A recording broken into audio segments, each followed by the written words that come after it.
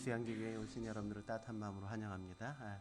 오늘부터 좀 이렇게 간증을 한 달에 한 번 정도 같이 할 수 있으면 좀 그런 시간을 가져보면 어떨까 싶어서 지난달 우리 회의하면서 간증을 좀 하기로 했습니다. 그래서 오늘 첫 번째 간증자로 우리 김영주 형제가 간증하기로 했는데요. 뜨거운 박수로 맞이해 주실래요? 네.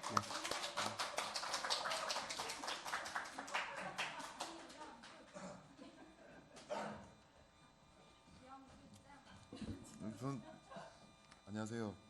많이 떨릴 줄 알았더니 안 떨리네요. 아니, 뭐, 간증이라고 하기면 저한테는 좀 거창해가지고 그냥 제게 그냥 있었던 일을 좀 적어왔는데 한번 제가 읽어보도록 하겠습니다. 처음에는 좀 도입 부분 좀 우울한데 예. 제가 14살 그 중학교 1학년이 되던 때 저희 부모님이 이혼을 하셨어요. 어, 어머니랑 이제 같이 살면서 7년이 지나던 21살 때 저는 군 제대 후에 어쩌다 연락조차 닿지 않았던 아버지를 만나게 되었고, 아버지께서는 그 직접 운영하실 사업장의 사업자 등록을 제 명의로 부탁을 하셨어요. 저는 아버지께서 이제 다시 재기하셔서 일어나신다면 다시 온 가족이 모여 살 수 있을 거라는 기대감으로 인감도장을 이제 드렸고, 저는 바로 이제 자동차 영업 사원으로 이제 취직을 하게 되었어요. 숱한 노력에도 이제 고전을 면치 못하다가 저는 먹고 자는 시간을 제외하고는 무조건 기도에만 매달렸었는데, 얼마 후 하나님께서는 꿈에서 분당 정자동 근처에 있는 어떤 가게를 제게 보여주셨습니다. 그 다음날 출근 도장을 찍고 바로 그 보였던 가게로 방문했는데, 방문한 지 10분 만에 저는 바로 자동차 계약을 작성하게 되었고요. 내게 능력 주시는 자 안에서 내가 모든 것을 할 수 있다 하셨습니다.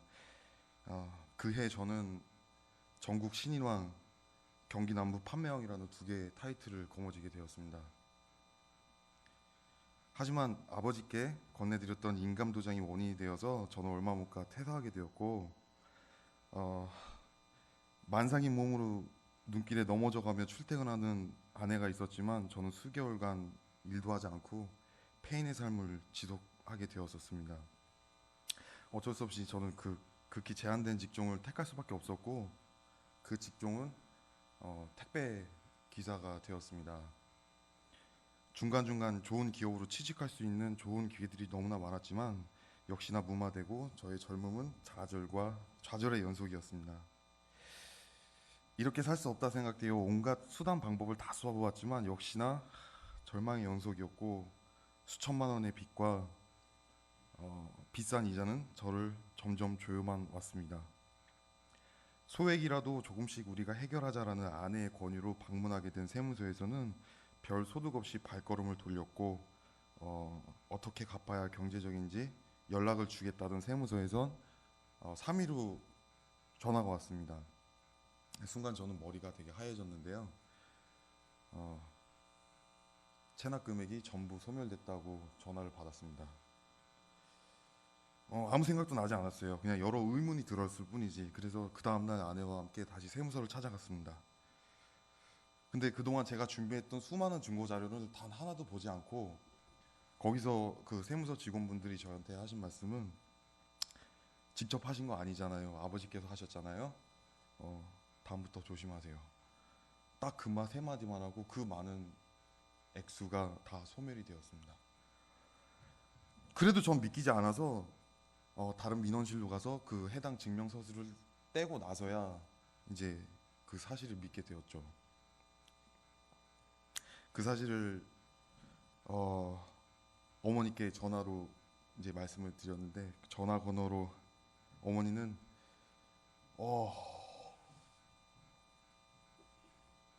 우셨고요. 항상 그랬듯이 아내도 이젠 당신 날개 펴라며 응원을 해 주었습니다. 더 이상 저는 택배 기사라는 그 직업이 전혀 부끄럽지 않고요. 왜냐하면 예전보다 더 큰 희망을 또 가지게 되었고, 돈 많은 재력가들 역시 이제는 부럽지 않습니다. 왜냐하면 하늘의 아버지가 바로 제 아버지시기 때문입니다. 네, 감사합니다.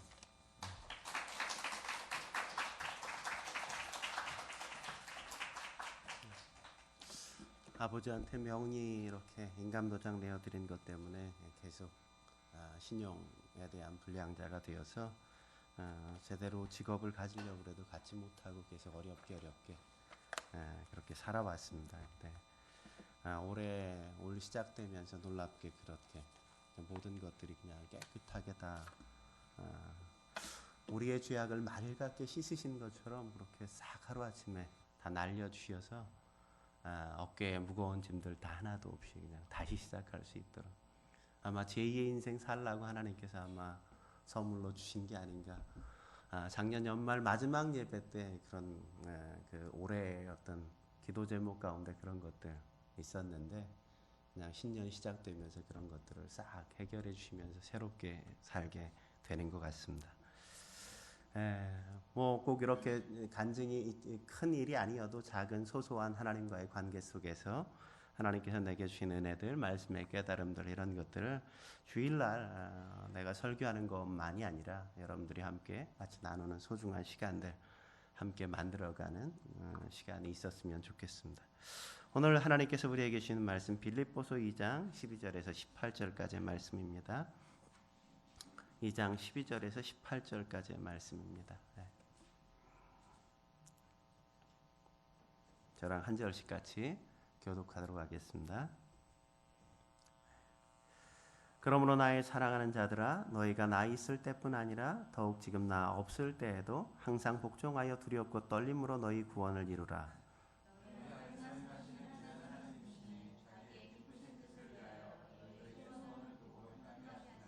모든 일을 원망과 시비가 없이 하라.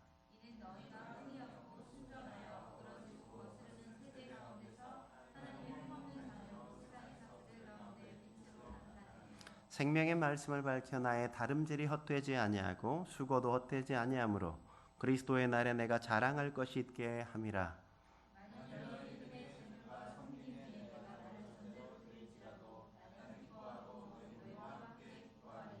함께 읽겠습니다. 이와 같이 너희도 기뻐하고 나와 함께 기뻐하리라. 아멘. 오늘은 성숙 별처럼 빛나는 인생을 사모하다 하는 주제로 함께 말씀을 나눌까 합니다. 롱펠로우 그러면 우리가 세계적인 모든 사람들이 아마 다 사랑하는 미국의 시인 아니겠습니까? 그러니까 하버드 대학에서 근대어를 가르치면서 낭만적인 사랑의 시를 많이 썼어요. 대중들의 사랑을 받았죠. 그래서 오늘날 롱펠로우 모두가 기억하는 그 사람이 될 수 있었습니다. 근데 그가 나이를 먹어서 이제 어느새 우리 황 권사님처럼 이렇게 지긋한 연세가 되었을 때 머리는 다 새었는데 피부와 이 안색이 너무너무 좋은 거예요. 젊은이처럼 그렇게 밝고 너무 활력이 있어 보이고. 그러니까 그의 친구가 롱펠로우에게 다가가서 물었대요. 이복의 친구 오랜만이구나. 근데 자네 이렇게 보니까 마치 청년 같아. 어떻게 이렇게 청년같이 사는 비결이 뭐야? 이렇게 얘기했더니 롱펠로우가 그렇게 대답했대요. 정원에 있는 나무를 한 그루 이렇게 가르치면서 저 나무를 보게나 이렇게 세월이 많이 흘러갔는데도 불구하고 나무가 늙었지만 그럼에도 불구하고 꽃을 피우고 열매를 맺고 있지 않나. 그것이 가능한 건 저렇게 보여도 저렇게 나이 들어 보여도 저 나무가 끊임없이 조금씩 성장하고 있기 때문 아니겠나. 그처럼 나도 그렇다네.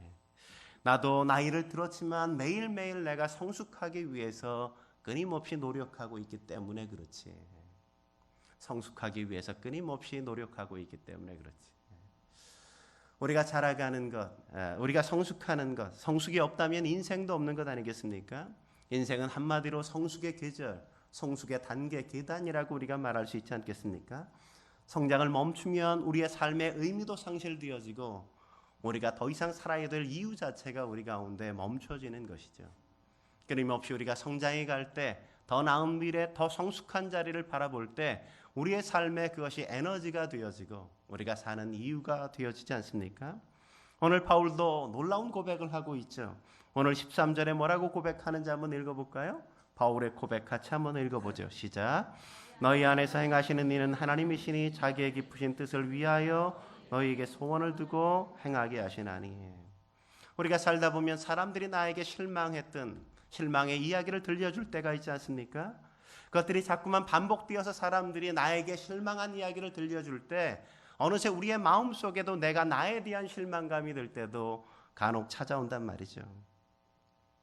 그래서 내 자신에 대해서 별로 기대하지 않고 소망감도 별로 들지 않을 때가 우리 가운데 있지 않습니까?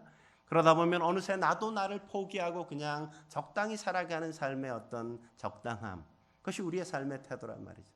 그런 사람이 꼭 이런 말이에요. 제가 예전에 제 또래 자매가 그런 얘기 했는데, 냅둬 이렇게 살다 죽게. 이렇게.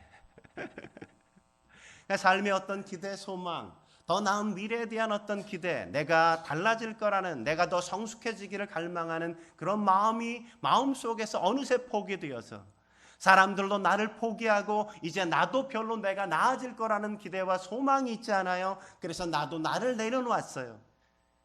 그냥 이러다 그냥 죽는 거지 뭐 이렇게. 그 자매가 그런 고백을 했을 때가 20대, 21, 살 때 그렇게 저한테 얘기했어요. 전 그 소리가 그렇게 듣기가 싫더라고요. 냅둬 이렇게 살다 죽게. 뭔 얘기만 하면 냅두래 그냥. 이렇게 살다 죽겠다고 해. 그렇게 꿈을 꿔야 된 그 순간에, 그 시간에 냅두라는 그 말이 너무너무 싫었어요. 근데 그거 아세요? 사람들이 나를 포기해도 괜찮아요. 나도 나를 포기할 수 있어요. 근데 가장 중요한 건 하나님이 나를 포기하지 않으면, 그리고 그분이 내 안에 소원을 두고 행하시면 괜찮아요. 사람들은 우리를 포기할 수 있어요. 나도 때때로 나에게 실망하고 좌절하고 절망할 수 있어요. 근데 하나님은 우리를 결코 포기하지 않는다는 사실을 아십니까? 모든 사람이, 모든 세상이 나를 다 알아주지 않고 다 내려놓은 것 같은 그 시간에도 여전히 하나님은 우리에게 소원을 두신다고 말씀하잖아요. 오늘 본문에 하나님은 뭐라고요? 당신의 소원이 우리라고요. 우리. 나를 소망하고 나를 기대한다고요. 하나님이 하나님으로 살고 계신 이유는 나에 대한 기대와 소망이 그의 마음속에 언제나 있기 때문에 그 기대와 소망이 하나님 되게 만드는 인생을 그분이 살게 하신다고 주님은 오늘 고백하는 것 아닙니까? 그분이 우리를 향한 소원이 뭐라고 말씀하세요? 오늘 본문 15절 같이 한번 읽어볼까요? 15절 새번역 성경으로 한번 읽어보겠습니다. 새번역 성경으로 같이 읽어보죠. 시작. 그럼하여 여러분들은 흠이 없고 순결하여서 구부러지고 뒤틀린 세대 가운데서 하나님의 흠 없는 자녀가 되어야 합니다. 그리하면 여러분들이 이 세상에서 별처럼 빛나게 될 것입니다. 우리에 대한 하나님의 기대 소망이 어떤 거라고요? 우리가 순결하고 흠이 없게 되어지길 기대한다고. 내가 순결하고 흠이 없는 것처럼 너희도 이 세상을 살아가면서 순결하고 흠이 없는 그런 삶을 살기를 기대해. 왜냐하면 그래서 너희가 별처럼 빛나는 인생을 살기를 나는 소망하고 있어. 주님은 그렇게 오늘 말씀하시는 것 아니에요? 주님의 가슴은 아마 이런 이야기를 나눌 때 주님의 마음이 얼마나 이렇게 쿵쾅쿵쾅 뛰었을까요? 예? 나는 말이야 너희를 생각할 때마다 너희가 저 하늘의 별처럼 빛나는 인생이 되었으면 좋겠어. 여러분이 여러분 자녀들에 대한 그런 기대감이 있지 않습니까? 내 아이가 커서 그런 인생을 살기를 기대하는 것처럼 주님께서 우리를 바라보시면서 우리가 절망하고 우리가 때때로 좌절하고 우리가 넘어져 있는 그 순간에도 여전히 우리를 바라보시면서 너는 저 하늘의 별처럼 빛나기를 난 기대하고 있어. 뿐만 아니라 뭐라고 말씀하셔요? 소원을 두고 행하게 하신다고. 우리가 마침내 그 자리에 서게 만드시고야 말겠다고 주님께서는 그렇게 말씀하고 있지 않습니까?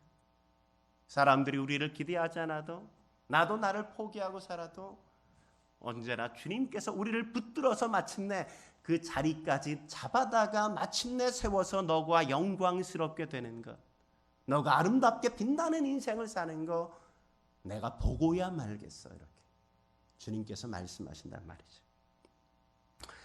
하나님께서 그것을 기대하신다면 우리도 우리의 인생이 별처럼 빛나는 인생을 사모하며 살아야 되지 않겠어요? 그렇다면 우리가 별처럼 빛나는 삶 사모하며 산다면 어떻게 살아야 할까요?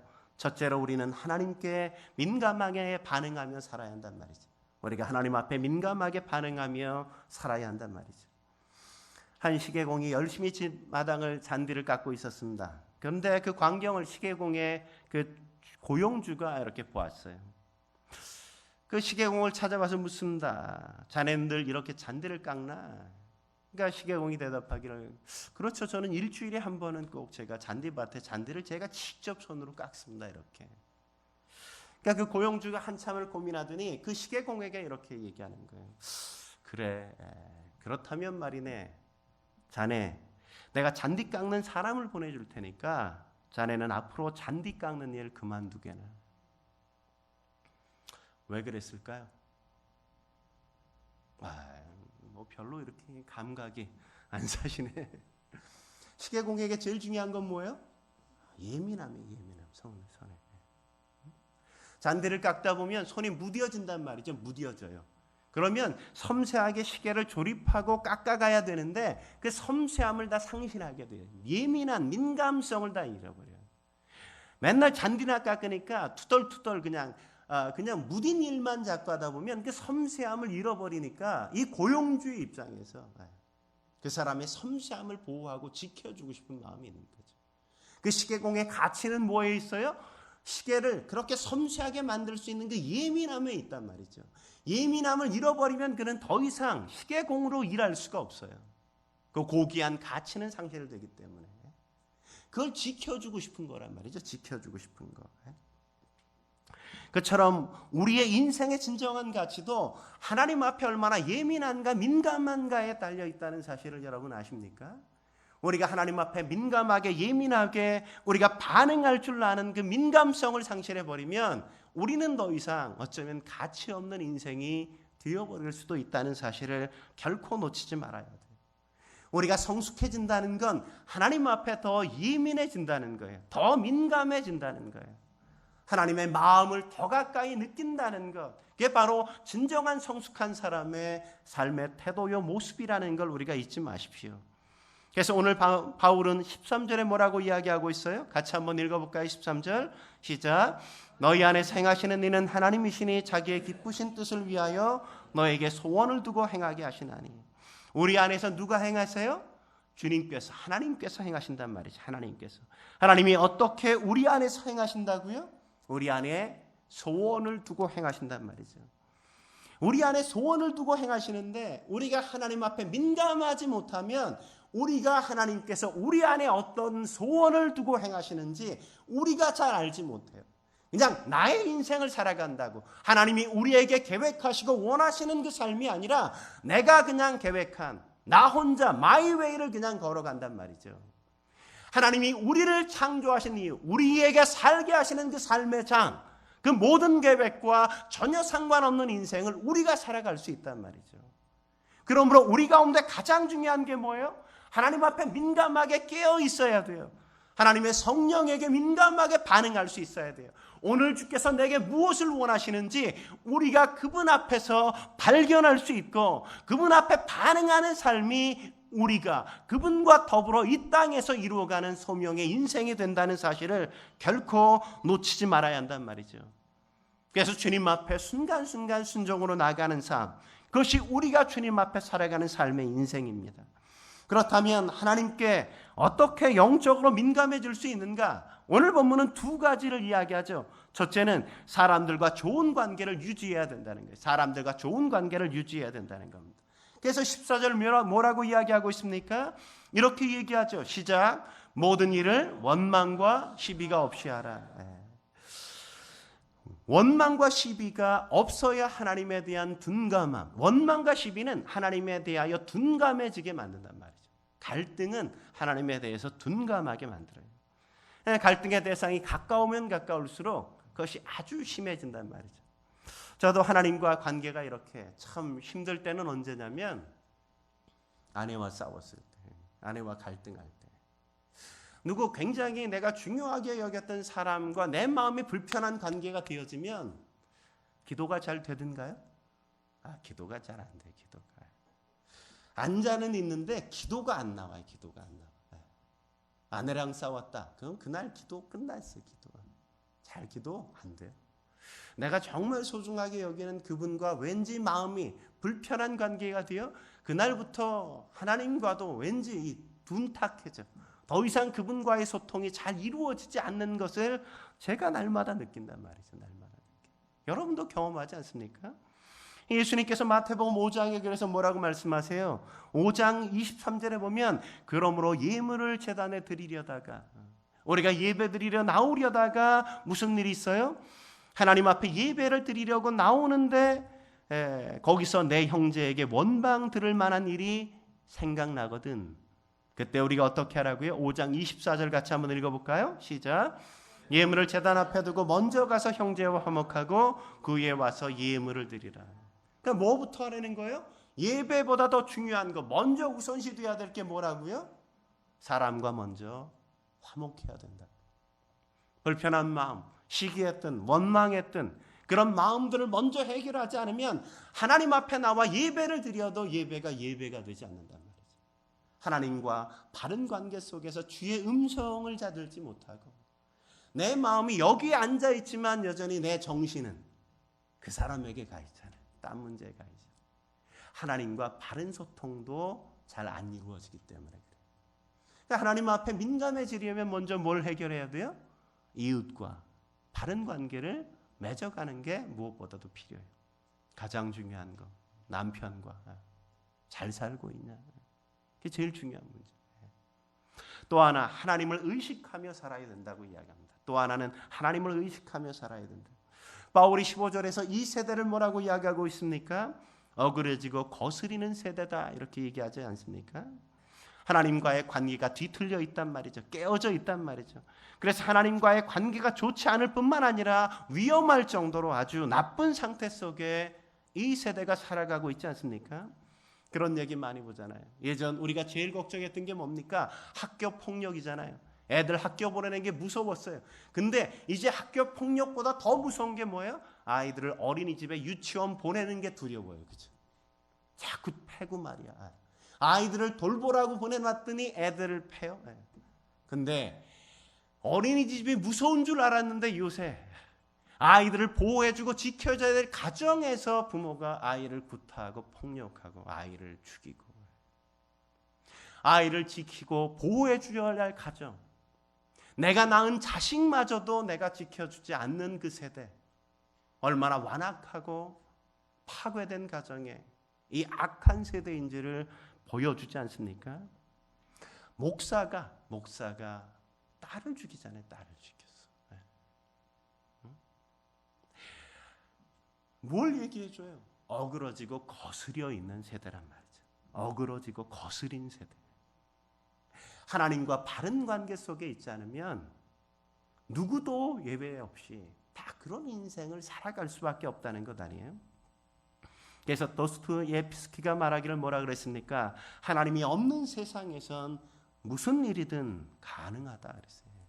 하나님이 없는 세상, 하나님이 없는 그 시간, 하나님을 의식하지 않는 그 환경에선 어떤 것도 가능해요. 우리는 어떻게 그럴 수 있어? 아니, 하나님을 의식하지 않으면 다 가능하다고. 다 가능.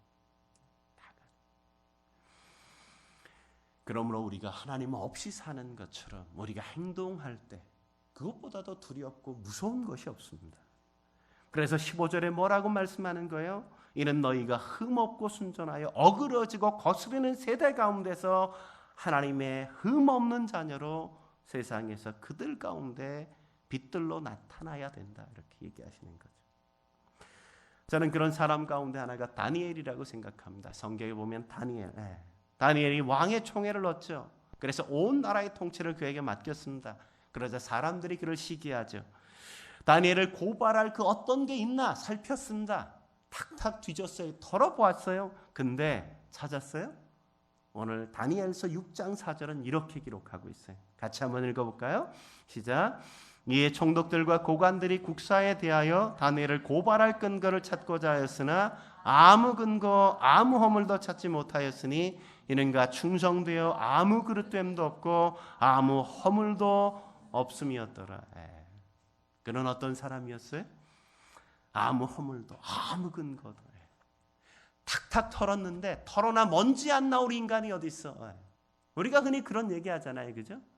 국회의원들 탁탁 털어보니까 다 청문회 열어보면 그냥 그의 허물이 다 드러나잖아요. 다 드러나요. 이렇게 어두운 데서 이렇게 얼굴을 멀찍이서 보니까 다 아름다워 보여요. 근데 가까운 데서 이렇게 다가가 보면 좀 냄새도 나고 그런단 말이죠. 근데 다니엘은 어땠다고요? 그게 없었어요. 그래서 하나님께서 그를 통해서 일하신단 말이죠. 그를 통해서 역사하신단 말이죠. 이사야서 50장 8절을 같이 읽어보겠습니다. 같이 읽죠. 시작. 나를 의롭다 하시는 이가 가까이 계시니 나와 다툴 자가 누구냐? 나와 함께 설지어다. 나의 대적이 누구냐? 내게 가까이 나올지어다. 뭐라고요? 나를 의롭다 하시니까. 우리가 의롭게 살 때 의롭다 하신 그분이 우리와 가까이 계신단 말이에요. 가까이. 그럴 때 어떤 일이 있어요? 나와 다툴 자 누구냐? 나와봐. 나와 한반 떠볼 사람 있어? 나와봐. 당당하잖아요. 그죠? 어디서 오는 자신감이에요? 하나님과 함께하는 사람의 자신감. 그 당당함이 여기에 묻어나지 않습니까? 그래서 야고보가 우리에게 무엇을 권면해주고 있어요? 야고보 4장 8절은 이렇게 우리에게 권면해주죠. 같이 읽겠습니다. 시작. 하나님을 가까이 하라. 그리하면 너희를 가까이 하시리라. 죄인들아 손을 깨끗이 하라. 두 마음을 품은 자들아 마음을 성결하게 하라. 우리가 하나님을 가까이 하려면 성결해야 된다. 깨끗해야 된단 말이죠. 마음을 성결하게 하고 손을 깨끗이 할 수 있으면 우리가 주님 앞에 가까이 민감하게 살아갈 수 있고, 그분께서 우리와 가까이 함께 계시면 우리는 그 어떤 환경에서도 결코 두려워하지 않고 살아갈 수 있다고 이야기하는 것 아니겠습니까? 시편 기자가 시편 23편 1절에 시편 23편에서 고백하는 것처럼 원수가 내 목전에 있을지라도 결코 두려워하지 않을 수 있는 마음. 여호와께서 여호와의 지팡이와 막대기가 나와 함께 하심이니이다. 그 고백으로 우리가 살아갈 수 있는 거죠.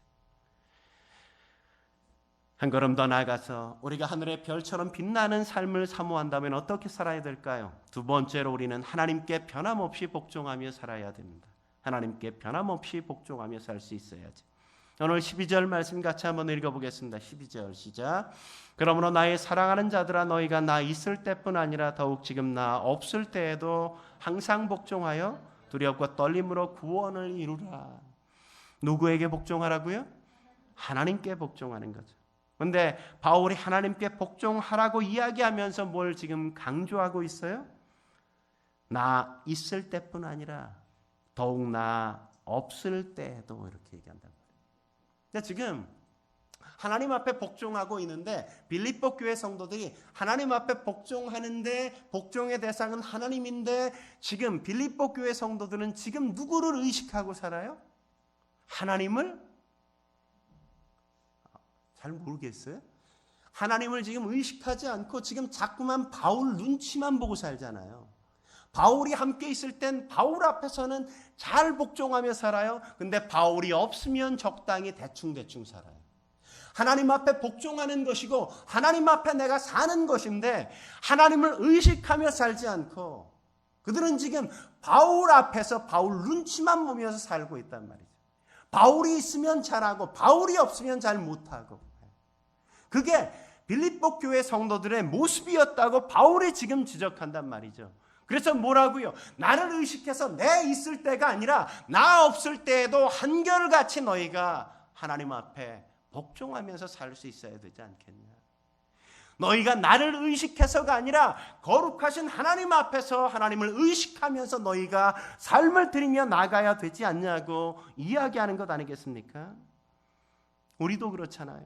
우리가 얼마나 사람들의 시선을 의식하며 삽니까? 사람들은 마치 누구에겐가 보여주기 위해서 사는 것처럼 그렇게 살 때가 얼마나 많아요. 사실 목사인 제게는 다 그렇게 겸손하잖아요. 다 공손하세요. 얼마나 잘하시는지 잘 몰라요. 그런데 평신도 리더로 세운 그 어떤 사람에게는 우리가 때때로 그냥 이렇게 말도 함부로 하고 때때로 우리가 그냥 하는 행동도 함부로 할 때가 참 적지 않지 않습니까? 우리가 세운 리더들이 어리다는 이유로, 또 말 주변이 없다는 것 때문에, 또 어떤 때는 그냥 신앙의 연륜이 짧다는 것 때문에, 어떤 경우는 뭐 이렇게 내가 생각해 보기엔 그 학력이 뭐 좀 짧다는 것 때문에, 자꾸만 그 어떤 것 때문에 우리는 자꾸만 리더로 세워놓은 그 리더십에 대해서 우리가 존중하지 못하고 함께 해주지 못하고 그냥 무시하거나 괄시하거나 그럴 때가 우리의 마음속에 있단 말이죠. 근데 성경은 언제나 누가 리더로 선다고 해도 그 리더십을 따라주는 것이 성숙한 리더라고 이야기하는 것 아니겠어요? 성숙한 사람의 모습이라고.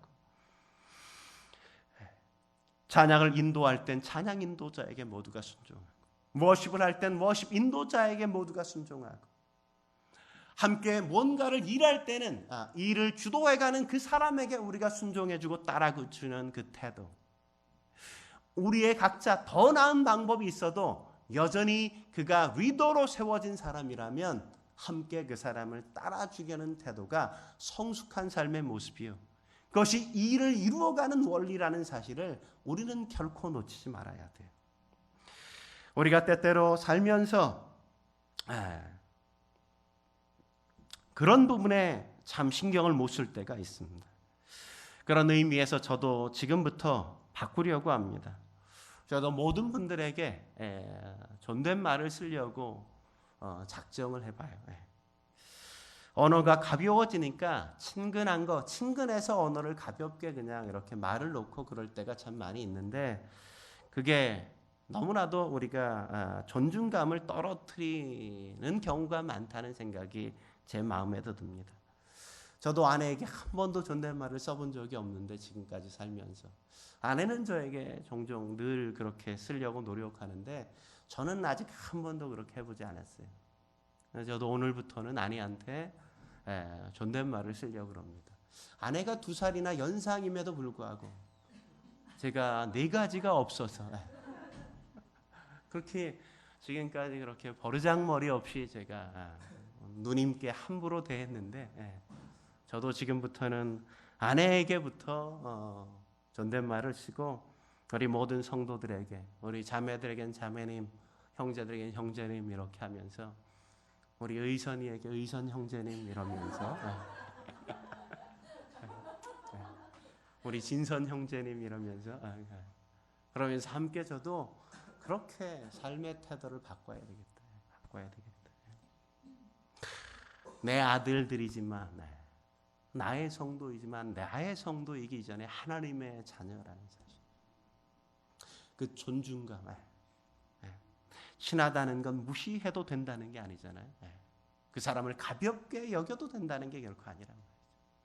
언제나 그 사람의 무게를 존중해주면서 그 사람을 인정해주는 마음, 그것을 결코 놓치지 말아야 된단 말이죠. 성경은 이렇게 얘기하죠. 로마서 13장 1절 같이 한번 읽어볼까요? 13장 1절 같이 읽겠습니다. 시작.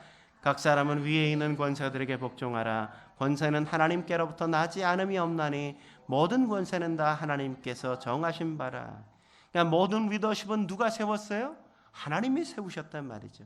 하나님이 그를 통해서 통치하시고 다스리기 때문에 우리가 해야 될 가장 중요한 역할, 리더가 있다면 그 리더에게 순종하고 복종하면서 사는 게 가장 중요한 태도라고 이야기한단 말이죠. 저는 이건 단순히 교회 안에서만의 문제가 아니라고 생각합니다. 하나님께서 복종하는 곳은 우리의 삶의 모든 영역이어야 된다고 저는 생각해요. 자녀는 부모에게 순종하고, 우리가 자녀라면 부모님에게 순종해야 돼요. 아내는 남편에게 복종할 수 있어야 돼요. 직장에선 상사에게, 국가에선 불의하지 않다면 공권력을 우리가 언제나 존중하며 살 수 있어야 된다는 사실을 우리가 놓치지 말아야만 합니다. 하나님은 그렇게 사람들을 통해서 통치하시고 하나님이 만드신 모든 우주 만물을 섭리하시고 다스린다는 사실을 우리가 인정할 수 있어야 된단 말이죠. 그래서 그렇게 따라주는 그 사람의 성숙함과 아름다움을 통해서 공동체가 풍요로워지고, 공동체가 행복해지고, 공동체가 넉넉해지는 것 아니겠습니까? 그러므로 따라주기를 싫어하는 사람이 없어야 한단 말이죠. 순종하는데, 복종하는데 비난하는 사람 없습니다. 그냥 따라주는 사람이 제일 고맙잖아요. 제일 고마워. 옳지 못한 일, 그것은 복종할 수 없지만, 그러나 죄에 대해서 또 악에 대한 게 아니라면 우리는 모든 일에 차이를 인정하면서 존중해주고 따라줄 수 있어야 돼요. 그래서 오늘 본문에 바울이 뭐라고 이야기합니까? 항상 변함없이 뭐하라? 복종하라. 오늘 바울이 순종하라 이야기하지 않습니다. 뭐하라? 복종하라. 순종과 복종 뭐가 다를까요? 저는 이렇게 차이가 있다고 생각합니다. 순종은 내가 동의하는 것에서 따르는 거예요. 그러나 복종은 내가 동의할 수 없는 문제에도 따라가는 게 저는 복종이라고 생각합니다. 순종은 나도 그렇게 생각해서 그렇게 하는 것이 좋다고 생각해서 하는 것이라면, 복종은 나는 그렇게 생각하지 않아서 하기 싫은데 그럼에도 불구하고 하자는 것에 대해서 위도가 하자니까 나는 그렇게 생각하지 않지만 그럼에도 불구하고 내가 해주기로, 따라가기로 작정하는 게 바로 복종이란 말이죠. 복종. 오늘은 바울은, 성경은 뭘 얘기해요? 순종하라, 동의하는 것에만이 아니라 우리가 동의할 수 없는 문제에 있어서도, 그것이 공동체 결정이라면, 또 그 일을 주도해가는 리더십의 주장이라면 함께 따라줄 수 있어야 된단 말이죠. 그런데 오늘 본문의 그 근거로 뭐라고 이야기합니까? 복종의 근거. 오늘 12절은 이렇게 시작하죠. 그러므로, 이렇게 시작한단 말이죠. 그러므로라는 건 뭐예요? 이 복종해야 될 이유가 뭐라고? 그 앞에 이유가 있단 말이죠. 그 이유가 뭐예요? 예수님이 그러시지 않았냐 이거죠.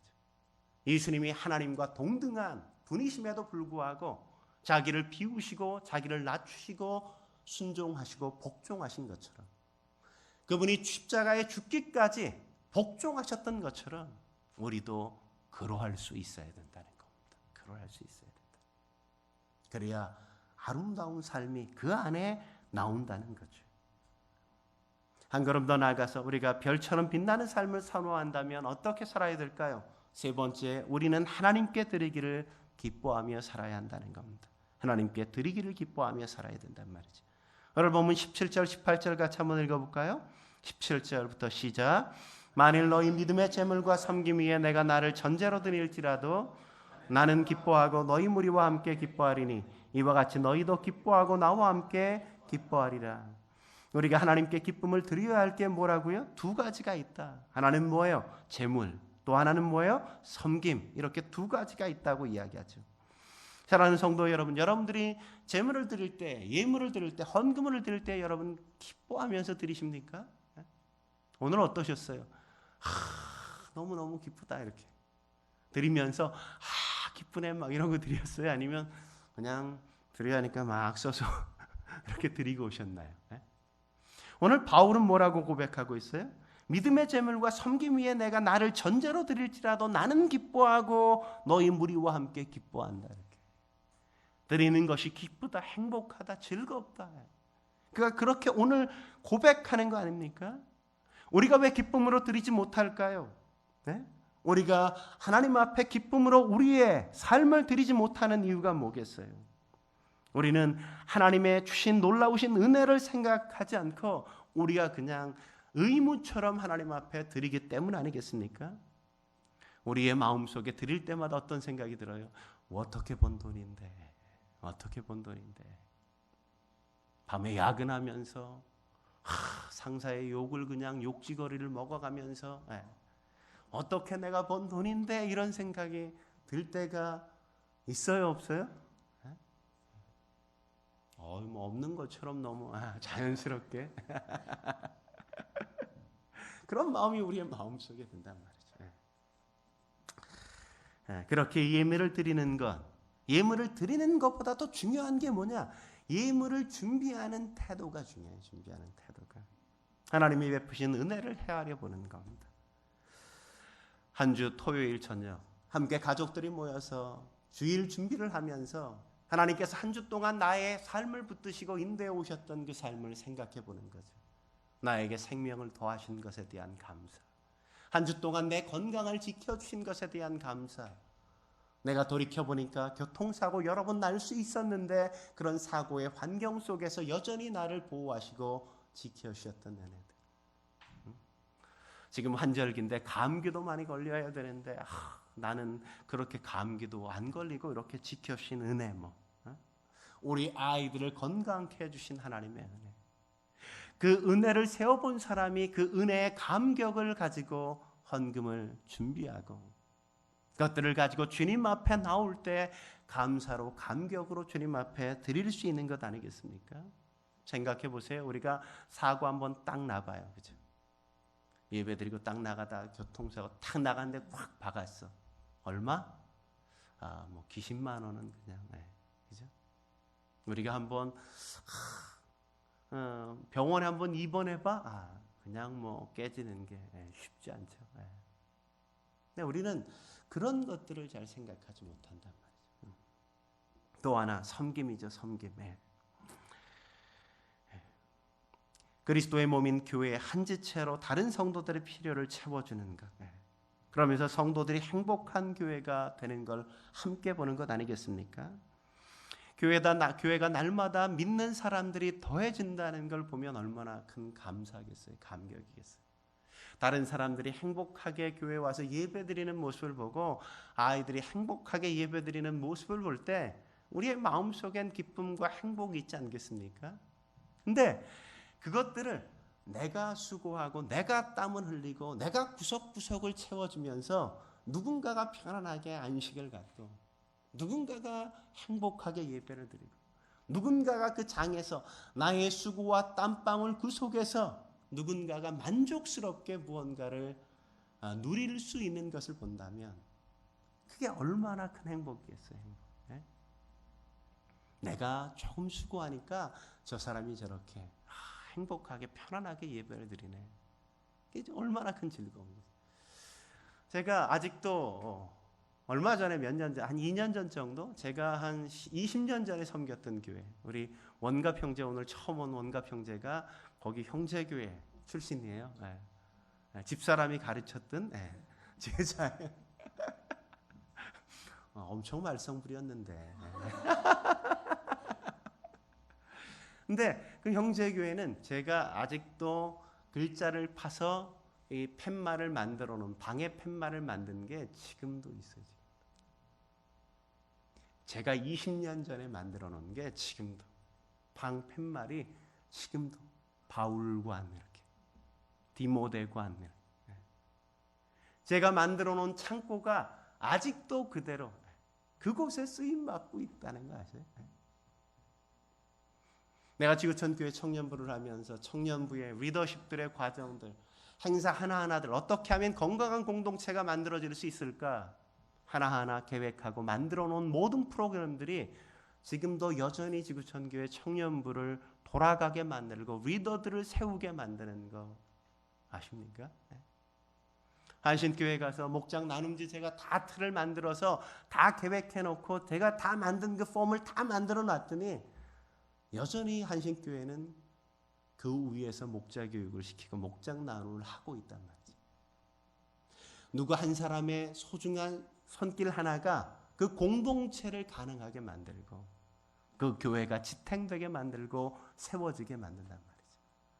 제가 양육했던 많은 목자들, 마을장들이 장년부 올라가서 아이들을 키워가면서 장년부 목자로 섬기고 지구촌교회에서 마을장으로 섬기고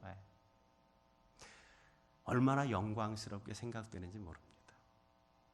오늘 나의 작은 수고, 나의 작은 땀방울과 헌신, 그것이 또 하나의 교회를 든든하게 세워간다는 것을 내가 경험하고 날마다 느낄 수 있다면 그것보다 더 영광스러운 게 어디 있겠어요. 우리가 하나님 나라에 가서 그것들에 대한 이야기를 나누고 하나님 앞에 찬양을 드리며 나아갈 수 있지 않겠습니까? 오늘 바울이 뭐라고 고백합니까?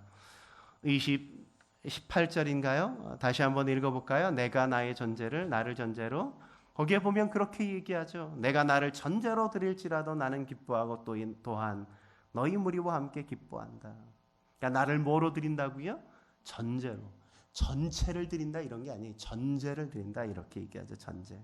그래서 전제라는 말은 제사를 드릴 때 마지막 단계에서 제물 위에 위나 아래에 붓는 포도주를 얘기하는 거예요. 포도주를 전체를 다 분단 말이죠. 전부를. 그러니까 바울은 그렇게 자신의 인생을 기꺼이 누군가의 제물 위에 더하여 드려지는 인생으로 부어진다고 해도 나는 기꺼이 그렇게 기쁨으로 그 인생이 아름답게 주님 앞에 드려지는 걸 내가 더하여 드려지고 싶다. 그렇게 고백하는 거죠. 우리 성경에 보면 하나님께 드렸던 사람의 모습 가운데 가장 아름다운 드림의 사람 누가 있을까? 저는 아마 사룹다갑가 아닐까 생각해 봅니다. 그는 3년 6개월 동안 하늘이 마르고 가뭄이 일기 시작하자 식량이 다 똑 떨어지잖아요. 다 떨어졌어요.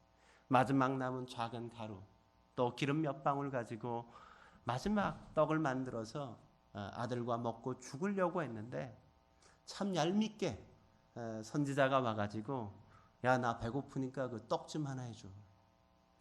먹고 죽으려는데 얄밉게 꼭 목회자가 그런 짓 할 때가 있어요. 근데 그런 짓 할 때 여러분 잘 하셔야 돼. 이 하나님이 어쩌면 시켰는지도 몰라. 하나님이 시켰는지도. 근데 사룹다갑가 어떻게 해요? 에이씨, 저것도 선지자라고 저리 안 가 뭐 이렇게 하지 않았어요. 그죠? 그거를 정말 내가 먹고 죽으려고 한 거, 내 아들 먹이려고 한 거 해서 선지자를 먼저 주니까 놀라운 역사가 있잖아요. 항아리가 마르지 않게, 병이 마르지 않게 하나님께서 채우시는 은혜를 경험하지 않습니까? 마지막 남겨둔 것까지도 드릴 줄 아는 마음. 저는 두 랩돈을 드린 그 여인의 모습 속에 아름다운 모습이 있다고 저는 생각합니다. 두 랩돈, 그것은 그냥 두 랩돈이 아니었습니다. 그것은 한 돈 1,000원 정도밖에 안 되는, 한 600원 정도, 지금 우리 돈으로 하면 600원 정도밖에 안 되는 별로 얼마 되지 않는 거였지만 그가 가진 전부가 그 두 랩돈밖에 없었어요. 근데 두 랩돈을 한 랩돈 드리지 않고 두 랩돈 전부를 드렸다는 거예요. 전부를 드릴 줄 아는 것에도. 아벨의 드림에 대해서 성경은 뭐라고 기록하고 있습니까? 아벨과 그 제물을 드렸다고. 드리는 사람들은 그 제물만 드리는 거 아니에요. 섬김만 드리는 게 아니라 뭘 드려요? 자신과 함께 드리는 거죠. 예물이 소중한 것, 여러분의 섬김이 소중한 건 무엇 때문이에요? 우리 자신을 하나님 앞에 더하여 드리기 때문인 거죠. 더하여. 이런 드림의 사람 누가 흉내낼 수 있습니까? 성숙한 그리스도인이 하늘의 별처럼 빛나는 건 누가 감히 이런 인생을 본받아 이렇게 더불어 함께 살아갈 수 있겠어요? 이런 세상이 감당할 수 없는 사람이 있단 말이죠. 이런 사람이 세상을 어지럽히게 만드는 것 아니겠습니까? 그것이 사도행전을 가능케 만들었고 히브리서 11장 믿음의 선배들의 다음 때를 이어가는 삶을 가능하게 하는 것 아니겠어요? 역사 속에 기독교의 역사는 그냥 이어온 게 아니라 이런 믿음의 선배들의 삶의 발자취 가운데서 그런 다음 세대를 이어왔다는 사실을 우리가 결코 놓치지 말아야만 합니다. 저는 우리의 삶, 우리의 인생 하나님 앞에 고결하게 그분이 기대하시고 소망하시는 것처럼 하늘에 빛나는 별처럼 쓰임받기를 기대합니다. 저는 여러분들이 사도행전 29장의 주인공이 되어지길 주의 이름으로 축원합니다. 히브리서 11장 41절이 여러분의 이야기가 쓰여졌으면 좋겠다는 마음이에요. 그래서 이 시대 하나님께서 우리의 삶을 통해서 이 세대를 변화시키시고 놀라운 역사를 이루시길 주의 이름으로 축원합니다. 함께 기도하시겠습니다.